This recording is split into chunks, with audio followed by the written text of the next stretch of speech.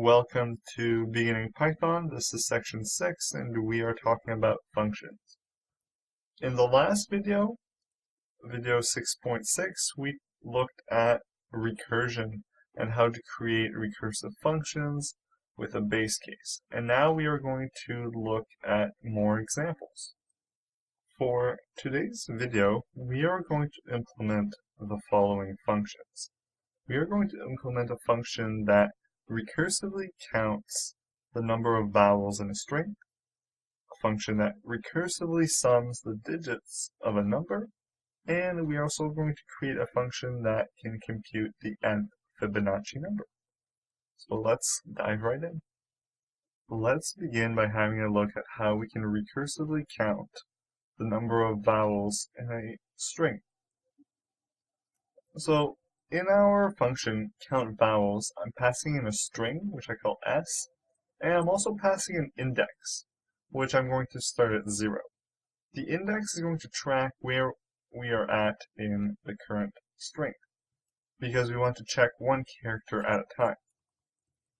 So our base case is when I is equal to the length of our string. So if I is equal to the length of s, we know we have no more characters to process, so we want to return 0, because obviously we have not found any vowels if we are beyond the length of the string. Otherwise, we want to check the current character. So I'm going to say c is going to equal s at I, where c is the current character we are checking. If the character is in, or is one of the following vowels, A, E, I, O, U, then we know we have found a vowel. We know C is a vowel. So we can return countVowels of S. We're still dealing with the same string. However, we want to increment the index so that we look at the next character in our recursive call. And we also found a vowel, so we want to append +1. Otherwise, we want to do the same thing, but we have not found a vowel, so I'm going to say +0. In fact, we don't have to put +0, but I'm going to do it anyway, just to be very explicit. So this is if we have not found a vowel, and this is if we have found a vowel. And this should work. Let's test it quickly.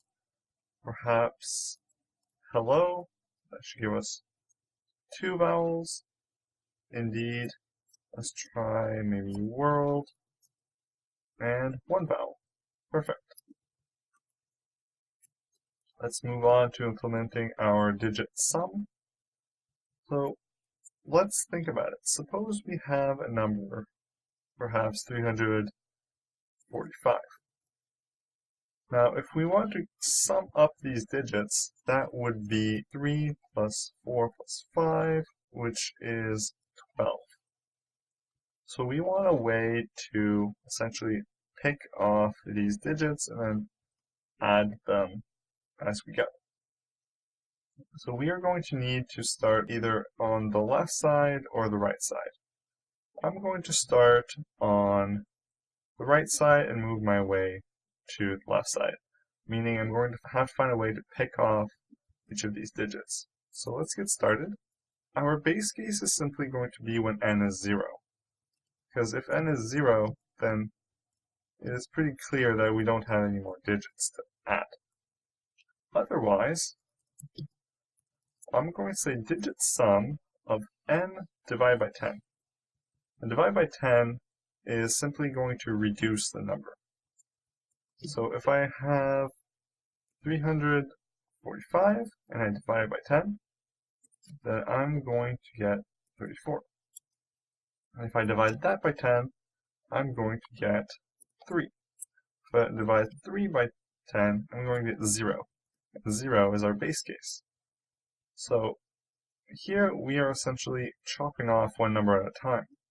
But we want to make sure we add that digit we're chopping off. So we're going to say plus n mod 10. And what this does is it chops off, or it gets the rightmost character of our number. So here we get 5, here we get 4, here we get 3, and we would never get here because that's our base case. So let's see if this works. Print digit sum 5, and we get floating point number. Make sure you put a double slash. There we go. Now we get 10. Now let's try perhaps another one, maybe 5, 5, 6. We get 16. Perfect. And now for the very last one, we want to calculate is called the nth Fibonacci number. The Fibonacci numbers are the following. Suppose we start with 1 and 1, and we keep adding the previous two numbers. So we get 2. So 1 plus 2 is 3. 2 plus 3 is 5. 5 plus 3 is 8. Then 5 plus 8 is 13, and so on. So if we are just given the index of the nth Fibonacci number, like this one is 1, that's 2, that's 3, 4, 5, 6, and so on. If I give you 4, this function should spit out 5. If I give you 6, it should spit out 13. So Fibonacci recursively, we're not going to need one base case, we're going to need two base cases. Because we are adding two numbers together to get the next one. But suppose I want the 0th Fibonacci number, then I have to account for it here. And if I want the first Fibonacci number, well, I also have to capture both of these cases. So that's why we need two base cases, because we need to capture the first two numbers. So if n is 0 or n is 1, then we want to return 1. As you can see, 0 and 1 both have 1 as their value. Otherwise, we want to say, okay, get the Fibonacci number that was before it 2 times ago, and get the Fibonacci number that was before it once ago. So if I want to, say, get the second Fibonacci number, or the second indexed Fibonacci number, then I want to add 1 and 1. If I want to get the fourth one, I want to add 2 and 3. So this is simply how Fibonacci is defined. We use the definition of what a Fibonacci number is to implement it recursively. So the advantage to using recursion is it is often very simple to do. So for I in the range of 10, let's see if we can generate those Fibonacci numbers. I forgot my in statement. There we go. So here we have them, all the Fibonacci's numbers from 0 to 10. Perfect. In this section, we looked at the following topics. We learned how to create functions, what the difference between parameters and arguments is, what the return keyword is for, and what void functions are, and how to do function recursion.